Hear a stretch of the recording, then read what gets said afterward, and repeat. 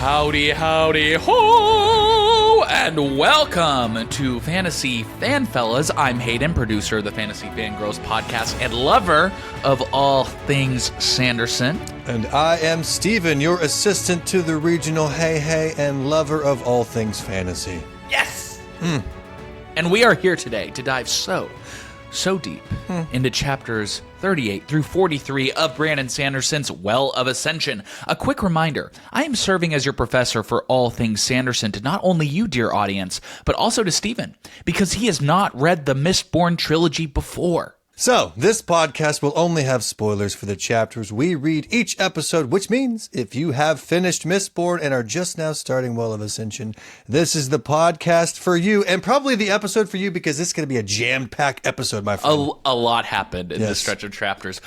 And by the way, just a quick reminder, we are so excited to be a part of the Fantasy Fangirls fan club. Now, what does that mean? Well, it means if you listen to this episode and you think to yourself, man, I wish I could give these guys some money and directly support the show. Well, you now have a way to do it. So, what is the Fantasy Fan Club? Well, it's your one-stop shop for all things exclusive content on the Fantasy Fangirls Media Network. And as of earlier this past month, there's a tier specifically for Fantasy Fanfellas listeners. So for $8 a month, you get all kinds of stuff. You get a private access to our Discord where you can chat with Steven and I and other fans of the show. You'll also be added to our close friends list on Instagram to get behind-the-scenes sneak peeks, and you can join us for our monthly live Q&As with Steven and I, which coincidentally, we're going to be recording one tonight where we're going to be doing a little game of fuck, marry, pewter punch of various Mistborn characters. It's going to be an absolute blast.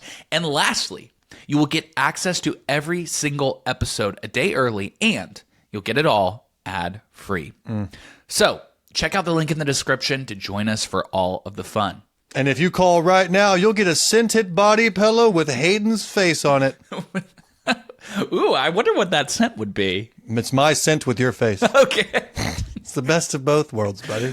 We also now have Fantasy Fanfellas merch, which you can check out in the description as well. Okay, Steven, it's your time. Please burn your medals. Ka-chink. And let us know, from your perspective, what happened in chapters 38 through 43 of Well of Ascension. Chapter 38. It's time to vote for the next season of King, and tensions are higher than Snoop Dogg on any given day. But Elend has a plan to be voted as king, and in the spirit of corrupt politicians, he has joined the local church and is pretending to be religious for votes. Anyway, then some people try to Abe Lincoln him, and Vin kills them all, and that blows Elend's mind, but not as much as the mind of the assassin that Vin killed, because she literally blew off his face. Afterward, Elend goes back to his room thinking about what the hell just happened, and he's thinking, hey, I got out of the voting process, yay! But in the spirit of all things of this book, someone comes in and says, hey, the voting will continue anyway, which deflates Elend quicker than a classroom after a teacher just handed out homework on a Friday right before the bell rang. Then he loses the vote, and Penrod wins. Chapter 39, we cut to asshole Daddy Straff's POV. He's chatting with Insane Zane, and then we find out that Penrod apparently won the vote to deliver the city to Straff. What? And then Zane somehow poisons his dad. What? Is this finally happening? Are we doing this? But unfortunately, his mistress comes and heals him. Crap. And then decides he's going to kill Zane now. Good Lord, I need a cigarette already and I don't even smoke. Chapter 40, Vin and Elend are awkwardly chatting like a couple kids on a playground because he is now terrified of her and her power. Hashtag men who can't handle strong, independent women. But then Zane shows up to watch her sleep like he's Glitter Boy from Twilight. And then he gives her some ATM and Batmans his way out of the scene. Later we find out that cannibalandras were created by the Lord Ruler. What? And Othir gives her a lot of information he shouldn't give her. And in return, she gives him a seizure. Chapter 41, it's time for Bible study with Pastor Sayzed. And he and Tindwell learn a lot about the Lord Ruler. But the information feels wrong, like most information you hear on the news nowadays. Then we cut to Elend. He's moping around like a child who just had his Xbox taken away. And he finds himself asking WWVD. what would Vin do? So he goes to chat with Pastor Sazed and Tindwyl. Chapter 42, Elend gets word that there's a Steel Inquisitor in the city. Is it Marsh Unmellow Eyes? Then he and Porkmeat leave the city to go see the Blue Man Group, and there he chats with Jastes. By the way, it's pronounced Jastes in the audiobook, but Jastes is way more fun. Then he goes into full badass mode, threatens Jastes, and exits in the same style as Jack Sparrow after saving Elizabeth Swann from the water. You will always remember this is the day you almost got Elend Venture. And then he goes to fight one of the Blue Men and freaking kills one. You go, girl. And he steals one of the Blue Man's fanny packs to find out what's inside, and it's money. Chapter 43, Shadow Daddy Zane shows up, and he tells Vin to go kill Set, and she's like, bet. But the Cannibalandra says, please don't do this. And Vin has her Wyatt Earp moment and says, I'm coming, and hell's coming with me. And so she goes with Shadow Daddy and completely obliterates everyone in her way, and finally gets to Set, who is about as frail as I am when I forget to mow without my allergy mask, and she discovers that he really isn't that bad a guy, and she spares him. Okay. Well, that was quite the summary, Steven, for a huge stretch of chapters, honestly. And I missed most of the things. That was just the cliff notes. That's true. That was like the top tier. So, it's time now for my one big word. And given that there's so much that happened, I couldn't fit it all into one word. So it should just be a hefty exhale. Yeah. My word for the week is, Mom, can you pick me up? I'm scared. This set of chapters feels like the inhalation before the devastation. There's just so much tension building through all of this, and it has to burst soon. It's just a matter of when. All right, Steven, let's don our miscloaks and dive so deep into this week's... Okay, hold on. You gotta explain to me what that little... No, it was like, because I usually go, and that was just a little... It was like a... You sound like the Squidward things from Minecraft, if you've ever played that. No. Okay, I'm not 5 years old, Hayden. Moving on. I'm kidding. You play Minecraft? No, I did when I was like in college, but here we are. I never could get into it. I'm not really a builder type person. That's all right. Anyways. All right. Steven, please give us the epigraph for chapter 38. This is the problem. Though I believed in Elendi at first, I later became suspicious. It seemed that he fit the signs, true. But how can I explain this? Could it be that he fit them too well? That doesn't make sense. It doesn't, no. He fits the description perfectly. That can't be him. He's got to be the wrong choice. This puzzle piece is exactly how it should be. We should get another piece and jam it in there. Yeah. He just reminds me of me when I was like in high school, when I would be, dating a girl and I'd be like, she's too nice. I'm going to break up with her. I do get this whole, now you're suspicious because you're too perfect kind of thinking. Because we've learned before, I have trust issues. Yeah, so. It's like I would feel a little bit more comfortable if you were a little bit flawed. Yeah, I need to see those because I know they're there somewhere. I need to see exactly. Them You're just not showing them to me. Yeah, uncover those flaws, buddy. All right, strip them, Elendi. Show me everything. Okay. All right, we are in Vin's POV. It is the day of the vote for king, and Vin is standing at Elend's side, but she's more nervous than usual. Something is up. Turns out Elend is the one with the trick up his sleeve, though, because he tells Vin that he plans to do something involving her reputation, and he didn't ask permission. He was kind of like, there wasn't enough time for me to tell you about this, Vin. Sorry. It's interesting. There's always been some sort of a wedge between the two of them. Mainly it has been Vin's perception of herself, but now it's both parties in this relationship are starting to do things that they haven't always done. And so I feel like they're growing further and further apart. Does that make sense? You're totally right. They're growing further apart. And unfortunately, because Vin is not sharing her insecurities with Elend, he's playing right into them without even realizing that he's doing something, quote, wrong, per se. Yeah, because her biggest thought has been this entire time, hopefully one day he won't need me anymore. Yes. I don't want that to happen. And right now, if you're not asking permission for something, it's like you don't even need her. Yeah, and it's I want to get into this more later, but I want us to keep track of, first of all, consider how young these people are. I mean, Vin, I believe, was 18 at the time of Mistborn, so she's around 19, 20 right now. And he's mid-20s? Yeah. No, she's like early 20s because it's only been a year since the events of Mistborn. He's early 20s. Oh, yeah. He might be a couple years older, but he's a young guy too. And I think this is like their first serious relationship that they've been in.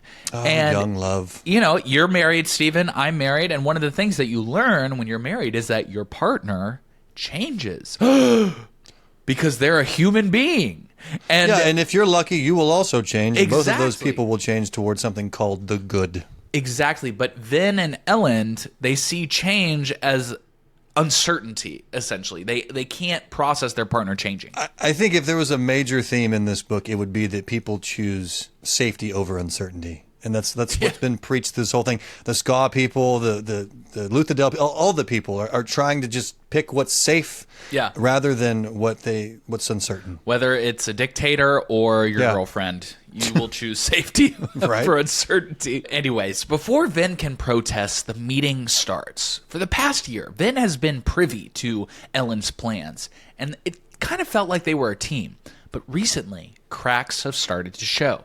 And listen, the math isn't good. They need 2/3 majority to win the kingship back. But if the assembly ends up deadlocked, the crown reverts back to Elend. Okay, and so there is a way out. Deadlocked? So, like, if they were to... Like a tie? Well, not even a tie. It's just like if no candidate gets 2/3 of the votes, I believe that would be a deadlock. That's my understanding. Yeah, okay, yeah. Because at some point, we're about to find out, he doesn't win by a popular vote, but he's winning by, I guess, the deadlock. And then people change their votes, blah, blah, blah. But that makes sense. Yeah. So it clicks for Vin. Elend is going to declare himself as a follower of the Church of the Survivor, hoping it will sway the 8 Ska assemblymen, prompting a deadlock and giving him the numbers that he needs. Yeah, okay. So now, we switch to Elend's POV, and all of a sudden, after making his proclamation, a pewter owlmancer leaps up, attacking. But luckily, Vin knocks him to the ground before he can get to Elend. And suddenly, there are several owlmancers closing in. Assassins have been sent to kill Elend. And at this point in the story, we don't know who sent the assassins. And I still don't know that. I guess at the end of these chapters, we find out, because we got drugged and played around with through the whole 6 chapters here. We didn't know until we knew. Exactly, yeah. And at this point, there's conceivably 3 different factions that could be sending assassins. It could be Straff. It could be Set, which seems a little bit more likely because he's literally the person who is going up against him in the vote. Or it could be Jastes, who's sitting over there with his Koloss, but he has some human soldiers, so maybe it could be him as well. But if you listen to the audiobook, they do pronounce it Jastes. I don't care. I'm never going to say it correctly. It's ingrained in my mind. I'm going to call it Jaloscobies now, just to mess with everybody. All right, we are now back in Vin's POV. This was very similar to the battle in the first Mistborn book, where it was switching between Kelsier, Vin, all these different people at once. It was very frantic. A frantic battle ensues as all the assassins gang up on Vin. She's doing her typical badass stuff, but it's cramped in there, and there's chaos with the assembly trying to escape. So she uses Duralman to take out 2 assassins, but it leaves her vulnerable. She's in trouble. But then Orsur comes swooping in, and he opens up his shoulder to give Vin a new vial of metals. Here comes the Swiss Army kangaroo boy, just coming in with his metal arms and his pouches everywhere. I love it. Yeah, where would Orsur rank as, like, in terms of your favorite characters in the series so far? By the end of these chapters we read, he's top 5, definitely. Oh yeah, I love him. Maybe it's because he's like an animal, and I think of him as like a sweet puppy too. Like he's just so cute. Well, at this point, he's a better version of himself because he is an animal. So when this comes on the screen, it's going to be fantastic. Like, we have an animal sidekick is what we have. Everybody loves an animal sidekick. Yeah. So we are in business, baby. They take down the remaining assassins. But wait. There's one more pewter thug left, and he grabs Vin from behind and begins to choke her. As she's losing her breath, Vin thinks, quote, "Where have I seen this man before?"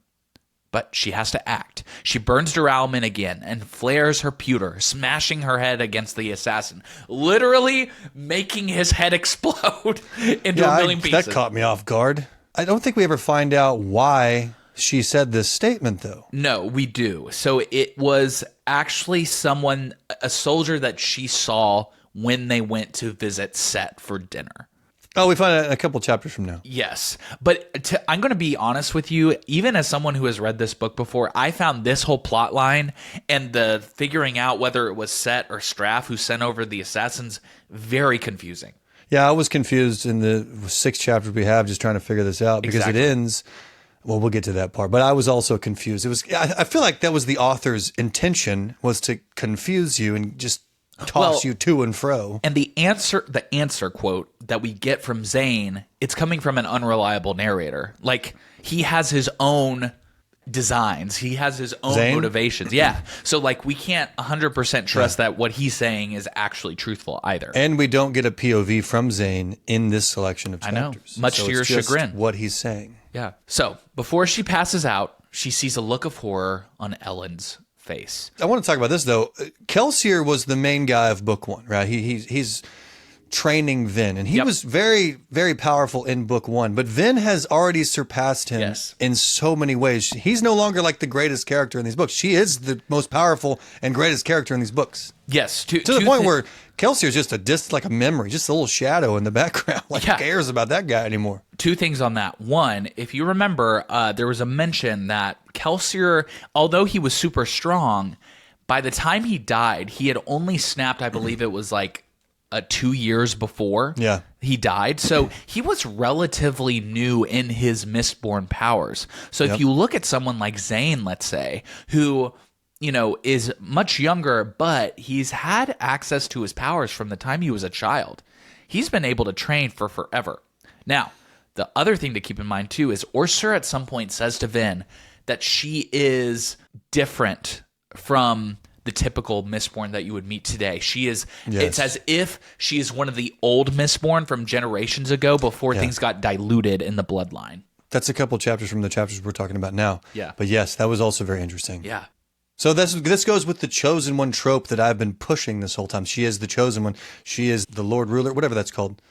The Hero of Ages. Hero of Ages, yes, thank you. Yeah, and she's even starting to question it. She's like, I'm just like that, I guess. I got that dog in me so much, I must be the Hero of Ages.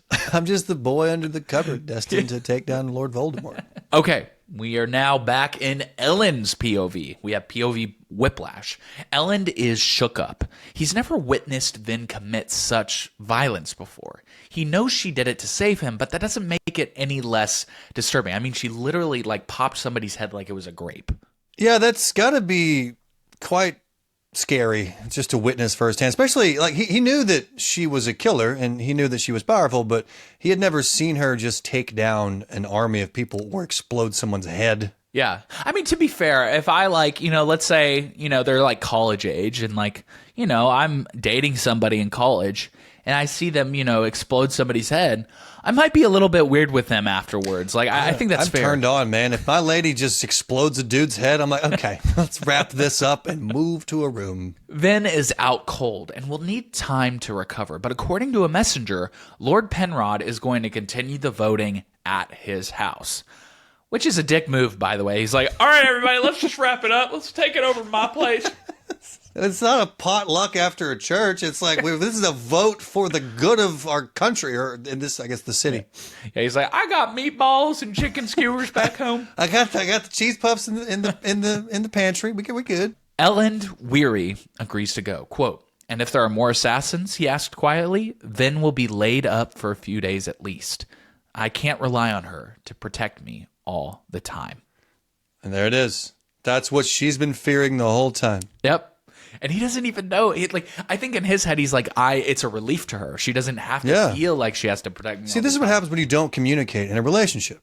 Yep. My least favorite trope in any book ever is the miscommunication trope, and we're kind of seeing that play out. It's not as obnoxious as it normally is in books, but it's still, I can smell a whiff of miscommunication trope. Correct me if I'm wrong, but I often think of the miscommunication trope involving like actually speaking with each other. Whereas this is like, Vin is literally just not saying anything. And that's causing the miscommunication. Well, I mean, there's different causes, but the thread is we are miscommunicating in some way, whether it be I'm not telling you all the things or I'm lying to you or whatever. or I'm literally not saying anything. Yeah. I'm not, this is it's a non-communication trope is what it is. The voting commences and things are tense. Phylon and the merchants vote for Penrod, but the Ska vote for Elend.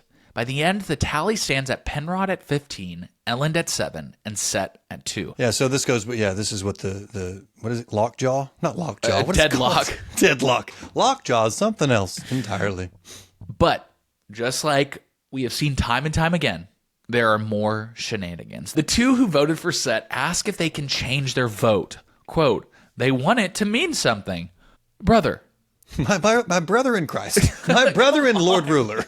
Dude, I'd be so pissed if I was Elend. And of course, Elend is a nice guy and says, yes, the law allows you to change your vote. Here's the thing about that, though. He has an opportunity, unless you're about to say that, but he has an opportunity here to just completely confuse everybody, saying, you know what, you can't change your vote, and then he wins. But he is sticking to his guns. He realizes, if I lose all of this, that's still better than losing who I am as a person. Yeah, he could literally withhold all that information. By the way, these assemblymen are idiots because they haven't even read the own laws that they have to abide by. Every time there's a question, they all just look to Elend, and Elend is one of the guys who they're trying to be elected as king. So if he was not the person that he is, he could literally run the place as a dictator and be like, sorry guys, it's the law. So anyways, these douchebags vote for Penrod, giving him enough votes to be crowned king. Elend leaves the crown on the mantle, looking to Penrod and saying, quote, you'll need this. Then he walks out without another word. End of part 3. You know, it's interesting that you decided to do the first chapter of this episode with like the last chapter of that part.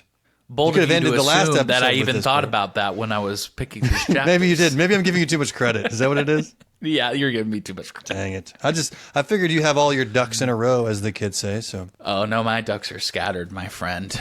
I put on a good show. All right, Steven, give us the epigraph for chapter 39. I know your argument. We speak of the anticipation of things foretold, of promises made by our greatest prophets of old. Of course, the hero of ages will fit these prophecies. He will fit them perfectly. That's the idea.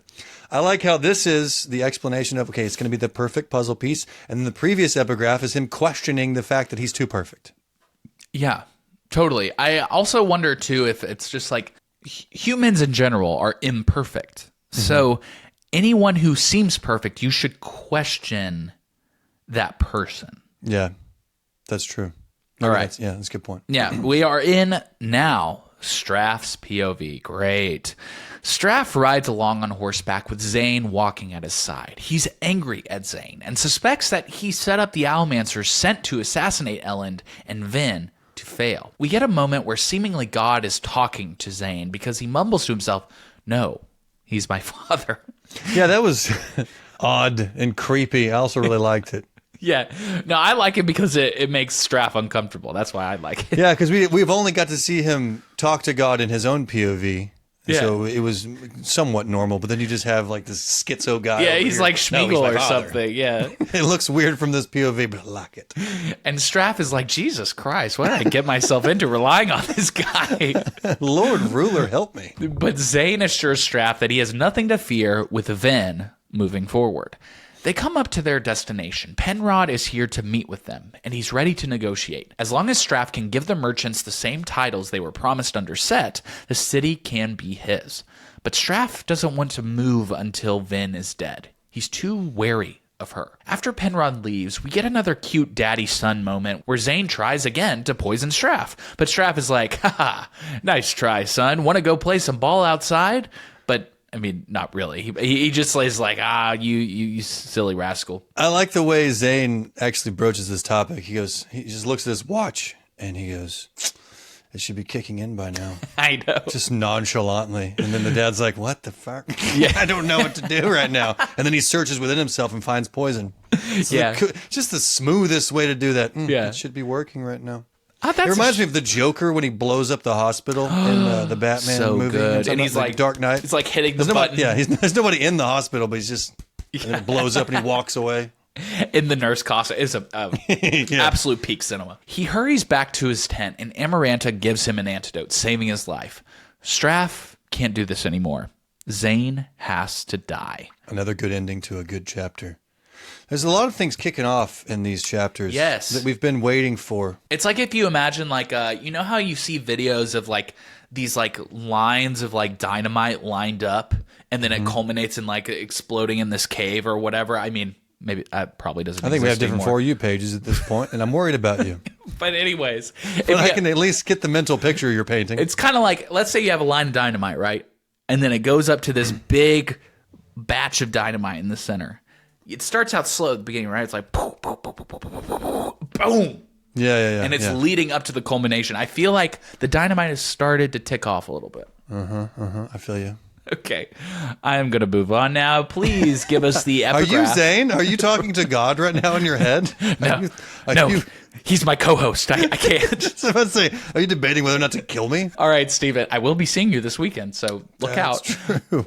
All right. Give us the epigraph for chapter 40. And yet, something about all this seemed so convenient. It felt almost as if we constructed a hero to fit our prophecies, rather than allowing one to arise naturally. This was the worry I had, the thing that should have given me pause when my brethren came to me, finally willing to believe. Okay, this one is interesting in particular because it's talking about the idea of if there is a prophesied hero of ages after all. Prophesied, thank you. A prophesied hero of ages after all.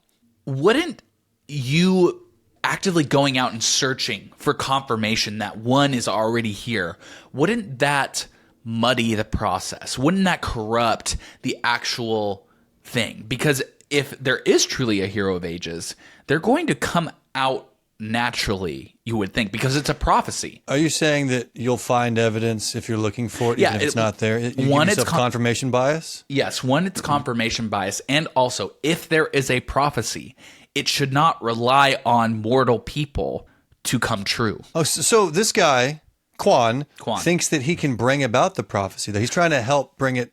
Or he's trying to discover it? I think what and if you remember as well, he said something along the lines of, I wish the rest of the world had not found out about our prophecy because then it kind of corrupted the process. And so what I think he's saying here is that's exactly what happened. He went around looking for Elend, this hero of ages, and through his confirmation bias, he's like, look, we found him. But if he is... humans are imperfect, so it was an imperfect process. So in a way, he's starting to say, well, if we had just naturally waited for the hero of ages to come, that's what heroes do. They come and save the world. They actively come to you. So they should have just waited. Yeah. That makes sense. We are back in Vin's POV. Vin wakes up to Elend at her side, and he's not wearing his kingly uniform anymore. It's officially over. Penrod has the throne. When Vin reaches over to comfort him, he flinches ever so slightly. That is never a good thing, by the way. No, he's terrified of her. He just watched her blow up a dude's face. Yeah, this is bad. The cracks within Vin's mind about the relationship continue to grow wider, and Reen is starting to make an appearance again in her head. Yeah, some old demons can't be exorcised. Yeah, exactly. Hey, demons, it's your boy. Have you seen that meme? No, I haven't. Okay, it's never mind. She fell in love with Elend for his kindness and innate goodness, the very thing that got him deposed. And now he's seen her for what she is, a monster. Initially, I thought this is a good couple, right? And I think these are two good people, and I'm starting to doubt that they are good for each other. You're looking at me like this is going to happen. Or you're looking at me like a dad who's kind of proud about his son's T-ball efforts earlier today. No, I think that this is literally what Brandon wants us to be thinking right now. Because now I'm thinking like, I feel like they're just not good for each other. I like Elend and I like Vin. But them together is starting to sour in my mind. Well, but again, I think it goes back to it's like, the person that Elend is now is not good for the person that Vin was a year ago, and vice versa. So it's almost like they're stuck in the past here. And in order for them to stay together and be compatible, they had to update their operating systems, basically, and the way that they view each other. But they're for some reason, they're not able to do that right now. Yeah. Well, Elend has a complete shift in character and becomes a freaking badass, which we'll find out soon. Yeah. So with that in mind, and then with Vin's badassery also in mind, but also her demons, I don't know what's going to happen. Yeah. And I don't know that they're right for each other anymore. It's not been a fun time for this couple really since the beginning of this book. Yeah. And if you start off in struggle, why keep going? You know what I mean? Like, Just we're going to struggle give at up. some point. Let's not begin with struggles. Yeah. Let's just save each other a whole lot of heartbreak and just Right? call it. Just find your person. She's like, I'm going to go be with the schizophrenic guy who wears all black. That who makes happens more to be, sense to me, right? Who happens to be your brother. And we can just be friends. It's all good. Yeah. I'll see you at Thanksgiving. So Vin, in classic Vin fashion, keeps this all inside, though. She asks after Orsur, who apparently is digesting a new body so he can recover from the damage he took in the assassination attempt. Quick update on where things stand, though. Set is holed up in Keep Hasting. Now that he's lost, he's stuck in Luthadel, and Straff has been eerily quiet. Before Elend leaves, he passes on some food that Sazed wants Vin to eat. Vin knows it's laced with sedatives so that she can be forced to sleep off her injuries. So she ends up eating it, though. And then She does, and she falls asleep, and blah, blah, blah, blah. The next time Vin wakes, she sees someone watching her from the shadows. It's Edward Newsflash, Cullens. it's Zane or Edward Cullen. Glitter boy.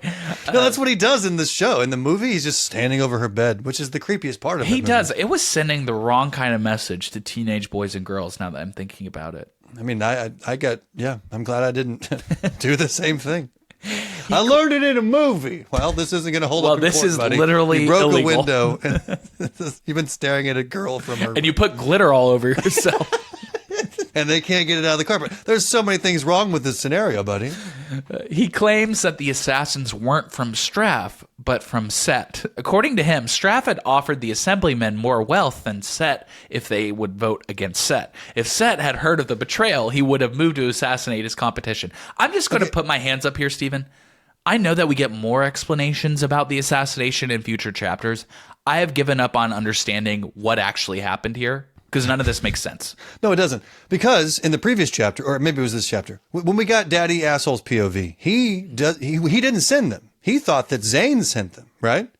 We just said that. We just mentioned that. He said Zane purposely got all of his children killed. Oh, that's right. But then cut that out. Then though, we also get later in this set of chapters, he talks about how Vin says, like, I recognize this guy. He's like, yeah, it was the person from Set's place that you saw. Yes. So I don't know who to believe. And maybe I'm just missing something, but I'm giving up.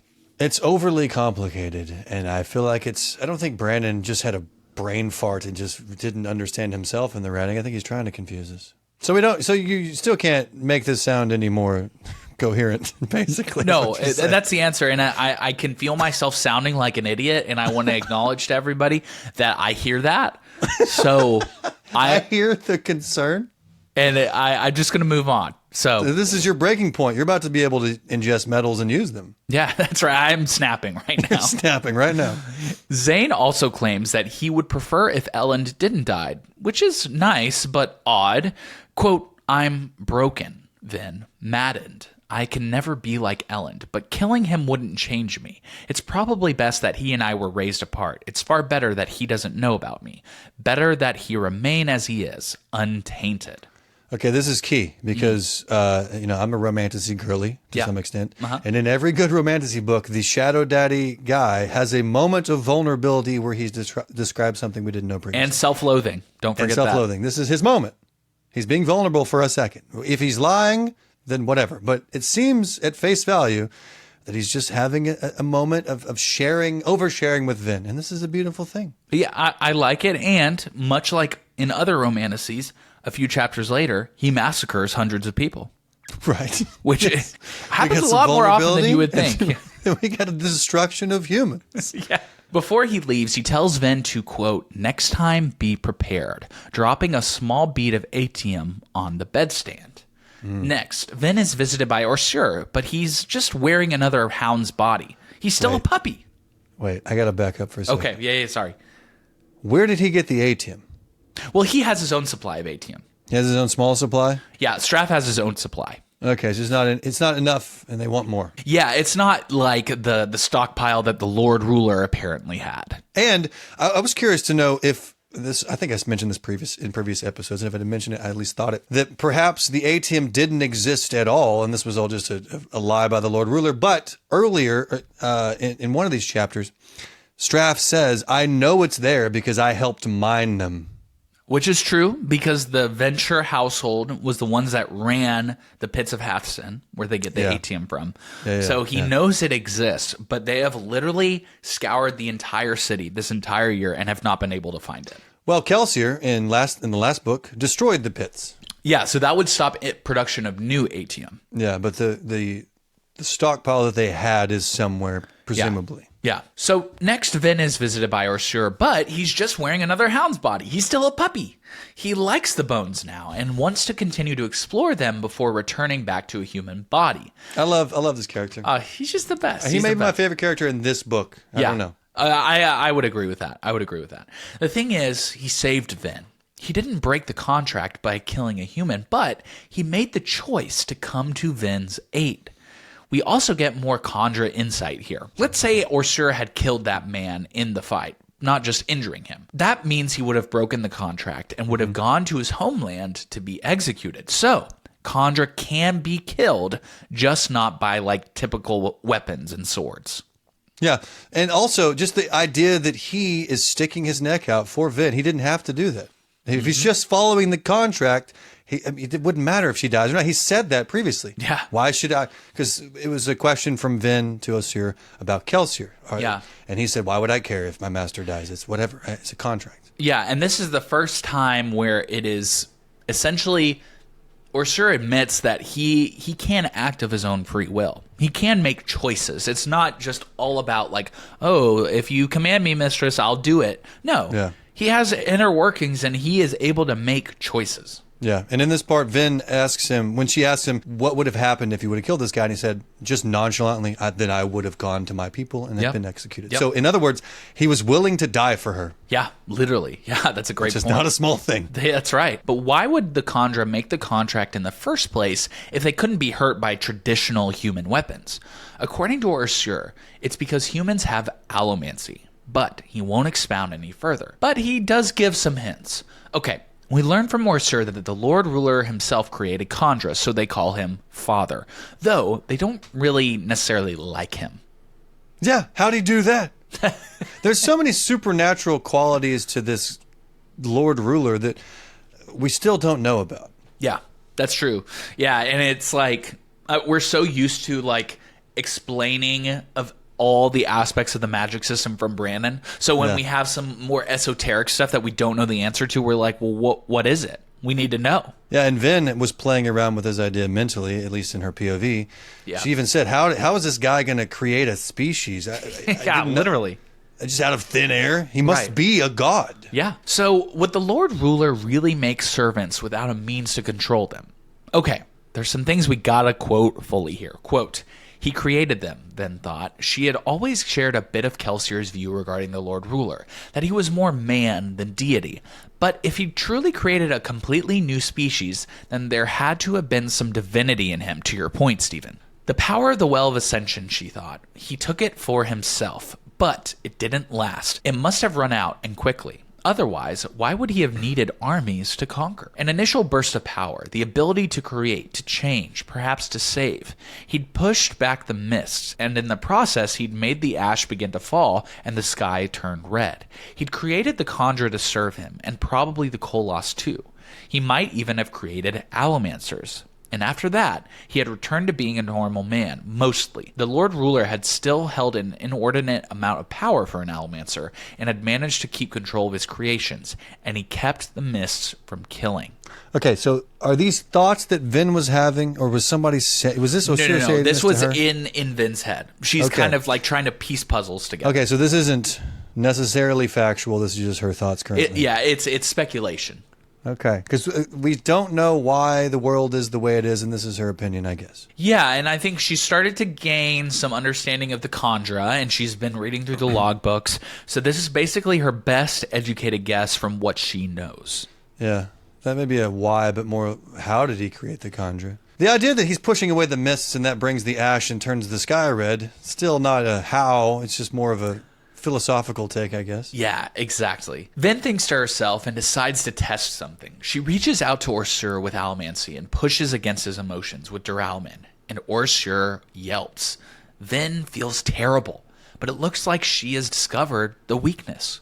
The chapter ends with Orsur saying, quote, "You shouldn't even have been able to do it. There are strange things about you, mistress. You are like the Allomancers of old, before the passage of generations dulled their powers." Okay, a lot going on in these little last sentences here, but let's start with this. The fact that Ven just decides to harm Ossir. I mean, I know that she didn't realize it would hurt him, but Yeah.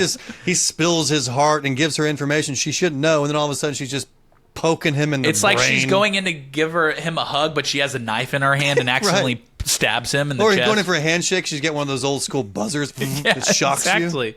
Yeah. And so this is, once again, we're back on the chosen one trope. Ossir, and we mentioned this earlier in the episode, he's talking about how she's different than everybody else. She shouldn't have these powers, but for some reason she does. So maybe she's the puzzle piece that fits for the prophecy. And that's what she thinks. That's what, I don't know what you think. You know the answer. You've read the freaking book. That's what I think. Well, I think it's based on the information that we have. It's like that's what, like, all these things are pointing towards that for her. There's all these confirmations for Ven that she didn't start out thinking, "Oh, hey, I'm the hero of ages. I'm really strong." But she sees the mist spirit. She kills the Lord Ruler. She, learns about the characteristics of the supposed hero of ages, and she says, "This is all kind of adding up." So I don't blame her for feeling this way. Our ability to pierce copper clad. Yes. So, I mean, it's tough, too, because the information that we have available to us is so limited, not just for us, the readers, but the characters. There's not a ton of, you don't have history books, really, about the Hero of Ages. You have the logbook, you have the sheet of metal from Quan. That's all they're really working with, though. We're finding out as they're finding out, yes. and I enjoy that. I like that. All right, Stephen. Give us the epigraph for chapter 41. And if you need to take a big, deep breath before this one, I understand. I was about to say, this is a long one. I'm going to have to take several breaks. After that, I began to see other problems. Wow. Why is that in there? What are we doing? This is actually a little sticky note that he accidentally added to the metal sheet of something completely irrelevant. Like a piece of a shopping list. Yeah. Get milk. That's what this should be. All right, we are now in Sazed's POV. All right, we have more sexy study time with Sazed and Tinwyl. They're digging through the writings of the stone tablet. And long story short, I'm not going to do this for the whole chapter. Don't worry. I was about to say, are we going sexy speech the whole time? Long story short, Quan found Elendi and thought him to be the hero of ages. Elendi was a formidable leader who conquered much of the world and then traveled north to reach the Well of Ascension. Quan began to doubt himself, though, as we've seen in the epigraphs, and sent his nephew, Rashek, who became the Lord Ruler, who hated Elendi, to guide him in the wrong direction to the Well of Ascension. For Quan believed that if Elendi took up the power of the well, it would bring disaster. Okay, we didn't know that Rashek was his nephew before We are this now moment. learning this, yes. Yeah, so you just saying that nonchalantly like I already knew this. In the moment, I was like, what is happening? This is fantastic. Yeah. So they weren't traveling together, all three of them. I guess you're right. It gets so confusing. Kind the of. epigraphs, yeah. And you've read it, the whole thing, so I now know. I'm scared for my future. I know. Okay, so Rashek was Quan's nephew, and Quan sent Rashek to... I guess he started doubting Elendi, like you just said. Yep. And he sent Rashek, not necessarily to kill Elendi, but to keep Elendi from taking the power from the Well of Ascension. And instead of that, apparently, Rashek just took the power for himself and became the villain. That's the idea. And the other thing to keep in mind here, too, he mentions that Quan knew that Rashek hated Elendi, for he had taken over the Terrace people, the Terrace, territory. So he thought him a good candidate to... ruin his plans. He's basically like, either Rashek trick him and send him the wrong direction, or just kill him. He knows that Rashek isn't going to mind doing that. Oh, so Quan was okay with Elendi dying then. It seems like if he failed in his mission to keep him from the Well of Ascension, he must assassinate him. Yeah, I'm going to go ahead and predict that there's more to Quan than meets the eye. I feel like that's a vague and silly prediction, but I don't know. It's going to be another one of those, at the end of the book, Quan was this the whole time kind of a thing. But the thing is, Through the logbook and most of these other readings, we get the idea that while Elend had flaws, he didn't seem like the kind of person who would take the power for himself. Something just isn't quite adding up. But they can't stop to rest, though. They both can feel that the city will fall soon. All of this will come to a head. Okay, yeah, so Quan was scared that Elend would take the power for himself rather than use that power to fight off the mist. So the mist, this is what was kind of confusing to me when I was reading this. The mist was there before somebody went to the Well of Ascension. So before the deepness, did they go to the Well of Ascension to defeat the deepness? And the deepness was the mist that already existed? Okay, so let's slow down. So the theory by Vin is that the deepness was the mist. Well, also by Tindwyl. She agrees with that. Well, Tindwyl agrees with that. Sazed is not so sure. Right. But the mist, because they mentioned it in this chapter, I think it was specifically Tindwyl, that the mist was there, the deepness, the mist, and she draws that comparison, and they went to the Well of Ascension to try to defeat that. Well, like, what was the purpose of going to the Well of Ascension? Well, the purpose, very simply, is just to defeat the deepness. Right. People have debated what the deepness actually was. Okay, that's the problem. In Tindwyl's case, she's thinking it's the mist. So she's saying the mist was there before. Okay, so this is just another opinion. Exactly, okay. yeah. But the deepness is something, and it was there before, and we think it was the mist. Okay. Yeah, exactly. Yeah. Okay. Well, so what's the problem with taking the power for yourself? Because at some point, Quan says in his thing that if Elend takes the power for himself, it will release something more terrible than the deepness. I mean, this is so fucking vague, dude. I mean there's... Go ahead. That kind of goes with, at the very end of book 1, we keep going back to this, but when she killed the Lord Ruler, he alluded to something worse is coming now. That's right. And maybe that worse thing wouldn't have come had he not taken the power for himself. And the question now is the worst thing the deepness, or is it something else that's not the deepness? It's the deepiness. The deepestness. The deepestness. All right, we're now in Elend's POV. Elend is just kind of lost without his title as king right now. He doesn't know how to make himself useful anymore. He wanders the halls of Keep Venture and comes upon Sazed and Tindwyl in their studies, holding hands. Elend wants advice. He believes that he lost... What a cock block. Oh, I know. Well, not literally, because he doesn't have one, but... To be fair, they literally were just reading books together, and I think that's all they were going to do. I mean, either way. What a romantic block. I know. Elend wants advice. He believes that he lost the throne because he was too honest and cared too much for the people. It's like when Michael is like, oh yeah, I'm flawed. Sometimes I work too hard. I volunteer too much. Sometimes I hit somebody with my car.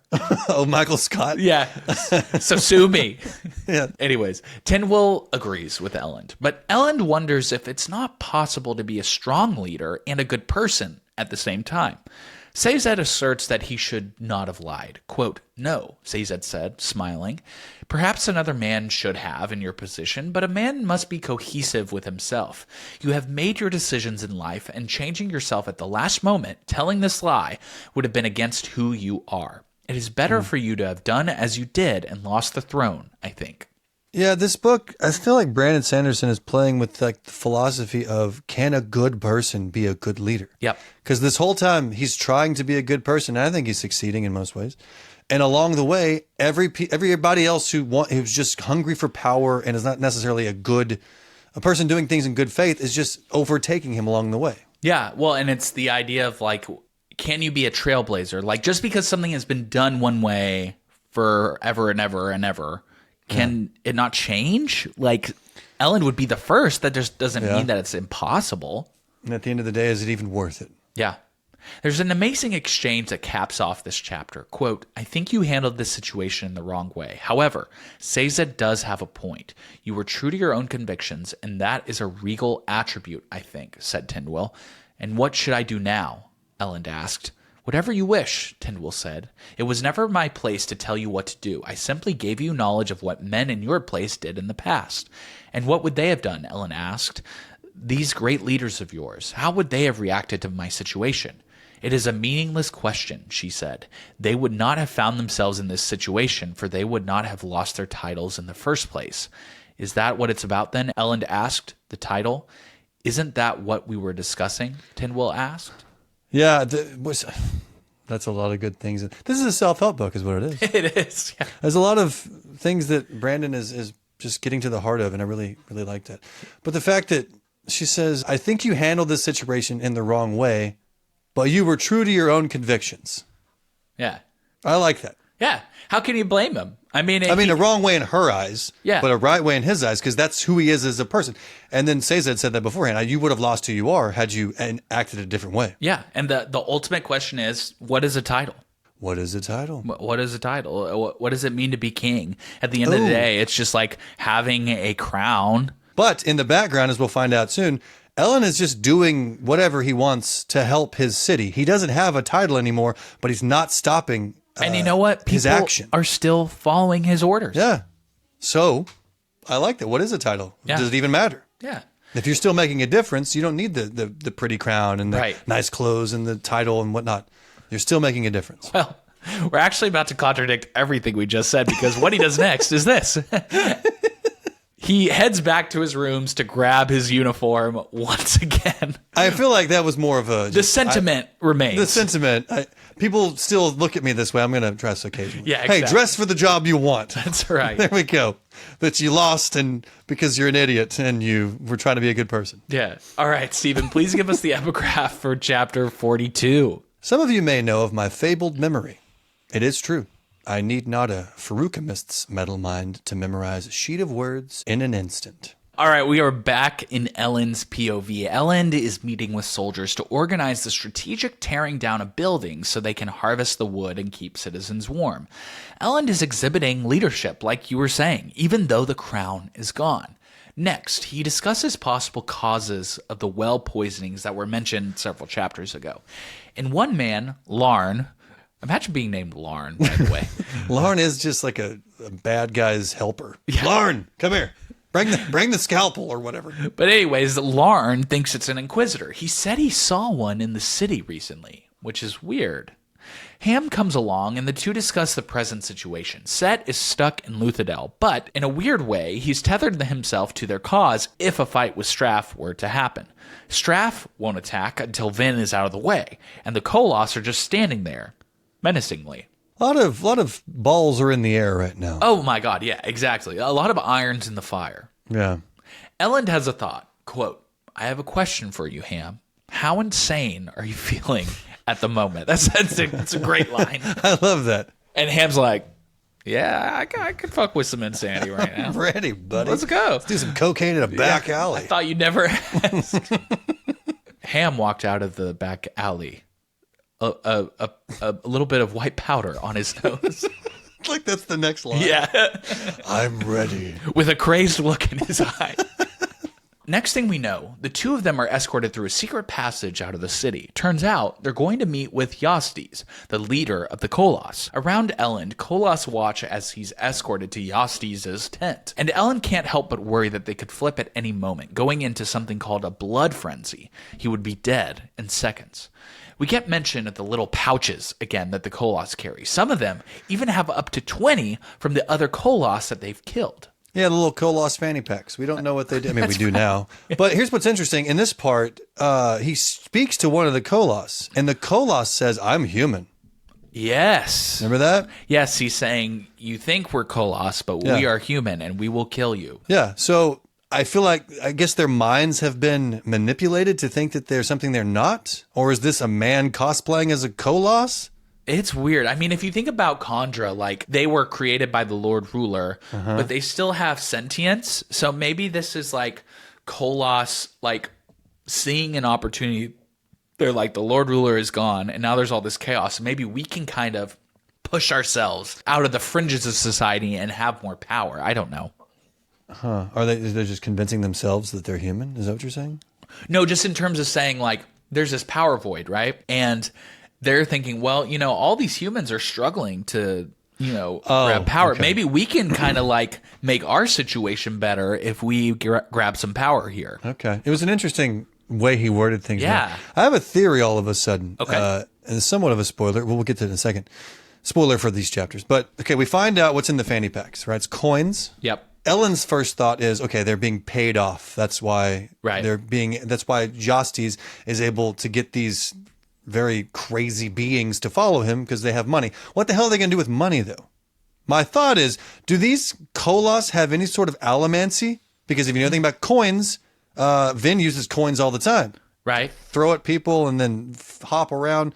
I'm just curious, are the coins less to use for monetary reasons and more for allomancy? That's an interesting thought, especially considering that when Elend saw that they were being paid, he's like, oh, yeah, that makes sense. He didn't even think twice about it because it was so normal for armies to be just paid. And that's how you got it's the Blue Man Group. What are they going to do with money? Right.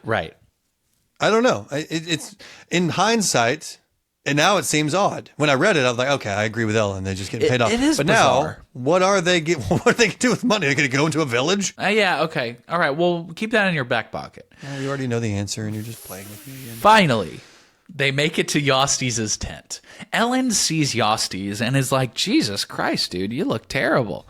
And they get into it immediately. Elend is like, why would you bring Koloss to my city? And Jastes is like, because I did what you told me to and was nice to my enemies in the Southern Dominance, and they killed my entire family. This is an interesting point, because Elend is living out the repercussions of his nice actions, and now so has Jastes, and it's turned Jastes into this different type of person. Yeah, exactly.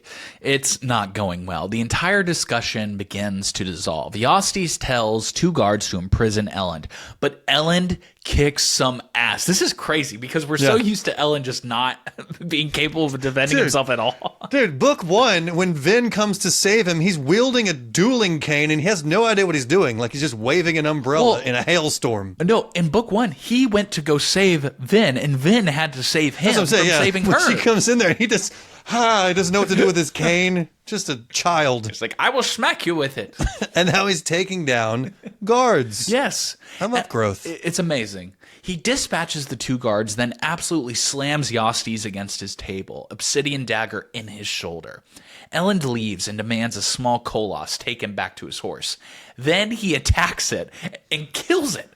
Elend kills a fucking Koloss. Okay. First of all, let's back up to this I stabbed a man in the shoulder thing. That's so out of character. But he's so done with everything right now. He just, because it said he didn't even realize what he was doing. He was just in a blind rage and stabs the dude, and then exits by holding the knife up to the guy's head and backs away, like I said earlier, like Jack Sparrow. Yeah.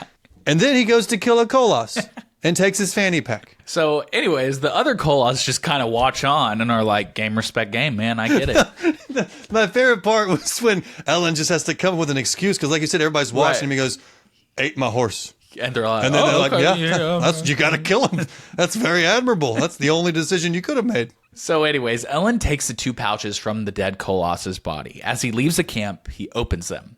And there's only coins in them, as you said. Jastes was controlling the Koloss by paying them. But again, what the hell are they going to do with money? Now, I see where you're coming from with that, for sure. All right, Steven, give us the epigraph for chapter 43. The others call me mad. As I have said, that may be true. Is that what? Okay, first of all, that's very short again, but it sounds like something Zane would say. Ooh, okay. Is there a parallel? I like that ooh. You gave me an ooh. Was that a real ooh? No, it was an ooh. Okay. All right. Ooh, okay. You're an idiot. Is that what that meant? No, it's just, I mean, it's true that does sound like Zane. It's not Zane, but it sounds like it could be Zane. I'm going to stick with this idea that there's more to Quan in a very large way. Yeah. Okay. All right, we are in Vince. Okay, keep talking. You sound stupid. That's what this sounds There's like, only right? so many ways that I can respond to your theories when I can't actually respond to them. That's a good point. That's a good point. All right, we are back in Vin's POV. Vin is looking over Elend as he sleeps. She's devastated. She couldn't protect him when he went off on it. What? Why do people watch people when they sleep in this book? There's a lot of this. Yeah, there's a lot of watching people sleep. And you know what's funny too is that Zane comes in later. So he was watching her, watching Elend. He was cucking the cucking. Cuckception, man. Cuckception. That's crazy. A cuck within a cuck. Okay. Vin is devastated. We can do this. She couldn't protect him when he went off on his own. But also, she knows that he's his own person. He should be able to make his own choices. And then fucking Zane shows up. He claims that Demue had gone to Straff before the assassination attempt at the election, offering up the city to him. See, again, this is we have where more convoluted I information. get so confused with this. I can't understand what's going on. Well, I think Zane also doesn't know what's going on because we still won't have a POV from him. He's just saying words out of his face. Yeah, maybe we'll get like some feedback or comment or something explaining this because I could really use it. Zane asserts that Demue was actually working for Set and tried to goad Straff into assassinating Elend and Penrod at the vote, leaving Set as king. This is, Well, to be fair, I mean, Vin initially thought that Demue was the imposter. Yes. And then she talked to him and said, well, I just know that he's not. So it makes sense that he would be some sort of imposter. It doesn't make sense necessarily for the reason of what he's trying to accomplish. Yeah. Zane wants him and Vin to go and kill Set and hit his army hard. And Vin, after hearing this information, is in. Before they go, Orsur asks her not to go, to not do this. Yeah. Go ahead. I will say this, though. I had a prophecy, if you will, or a prediction. Okay. Earlier in previous episodes that Vin would just leave to go with Zane for a short period of time without telling Elend. And she freaking does that. I'm a genius. You're going to get, you get the point for that. Okay, cool. Yeah. Quote, Set has threatened all that I love, she whispered. He will soon know that there is something in this world more deadly than his assassins, something more powerful than his army, something more terrifying than the Lord Ruler himself, and I am coming for him. All right, we are now in Welland's POV. This is another POV jump scare. Okay, at first I'm like, is this a misspelling of Elend? Why would you do this to us? And then I had to adjust my brain. Okay, this is a different character. Cool. Yes. So I also wanted to point out that this name is far too close to Waylon from the last book.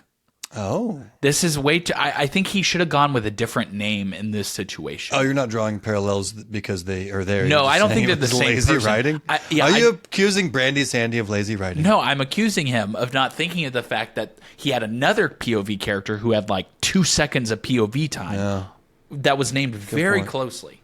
That's his strategy, Brandy Sandy. He's going to have little POVs. We got Waylon, Welland. Next one's going to be Willen. We had Menace for one time. Yeah. All right. It's very quick, though, because Vin and Zane launch a ton of coins into a squad of soldiers standing watch, and it is gruesome. But somehow, Welland is lucky enough to survive, though, so good for him. Good for him. But just imagine being pelted with coins. Oh, yeah. At supernatural speeds. Those are like bullets. Oh, yeah. I mean, there was one guy who, it went through his mouth. Yeah. That's crazy. Which leads me to believe that the reason these Koloss are carrying their fanny packs of coins is for more nefarious purposes rather than purchasing purposes. Yeah, okay. Yeah. All right, we are now back in Vin's POV. The next several pages are just an absolute massacre as Vin and Zane work their way through the various soldiers trying to protect the keep. It is brutal, and they kill countless men. They finally make it up to Set's rooms, and he's only being defended by his son, who Vin easily throws to the side. I hated this part because this little kid just jumps in from his dad and he's going to die, but he's helping his father. Yeah. And this whole idea that, hey, Set is a Mistborn, Vin still thinks that because she's slamming him up against the wall. Fight me. And he's like, buddy, you're killing me right now. I would love to. I literally cannot. You just broke my legs and they're already broken. But as you mentioned, Steven, she's telling Set to fight her. But she thinks back to earlier when she was making her way up here. She didn't fight a single Allomancer. Set has none. Quote, I sent my only Allomancers against you 2 months ago. Remember, that was the first time where, one of the first chapters where we saw the Watcher, he helped her defeat those assassins. They were all I ever had, my only hope of killing you. And they weren't from my family. My whole line has been corrupted by Ska blood. Alrianne is the only Allomancer to be born to us for centuries. But you came to Luthadel because Straff would have come for me eventually, Set said. My best chance, lass, was to kill you early on. That's why I sent them all against you. Failing that, I knew I had to try to take this damn city and its ATM so I could buy myself some Allomancers. You see how that turned out. So he came because he knew Straff was going to kill him. Yes, and he was operating from a place of total weakness with no leverage. And he had no interest in taking over the city. No, he did, because he was like, that's the only way I can protect myself. Right. But he wasn't to rule. He wasn't excited to be a ruler. He was like, I want to stay alive, and this is my only option here. Exactly. Set had no leverage this whole time. He was just trying to play the game in the way he knew how. Eat or be eaten. As Vin looks on, she's conflicted. She can't make sense of anything anymore. She's lost. Zane emerges from the slaughter in the other room, heading for Set, and Vin begs him to stop. Zane frowned. He still controls you then, he said, sounding disappointed. I thought maybe if you could fight and see exactly how powerful you were, you'd shake yourself free of Elend's grip. I guess I was wrong. Then he turned his back on Set and walked out through the hole he had made. Vin followed quietly, feet crunching splinters of wood as she slowly withdrew, leaving the broken keep, shattered army, and humiliated lord behind. A lot is in that, too. So Vin sees the vulnerability of Set, sees that he's not necessarily a bad guy, he's just doing what he can. She doesn't want to hurt him or his son anymore. And old Shadow Daddy here, actually, he was going to kill him. Yeah. And then Vin says don't, and he doesn't. I don't know what to do with that. I seriously thought he was going to walk over, snap his neck, and leave. That's what I thought was going to happen. Damn, that would have been crazy. It would have been insane to read. But I like this take better because it shows that he's not... I don't know. I don't know why...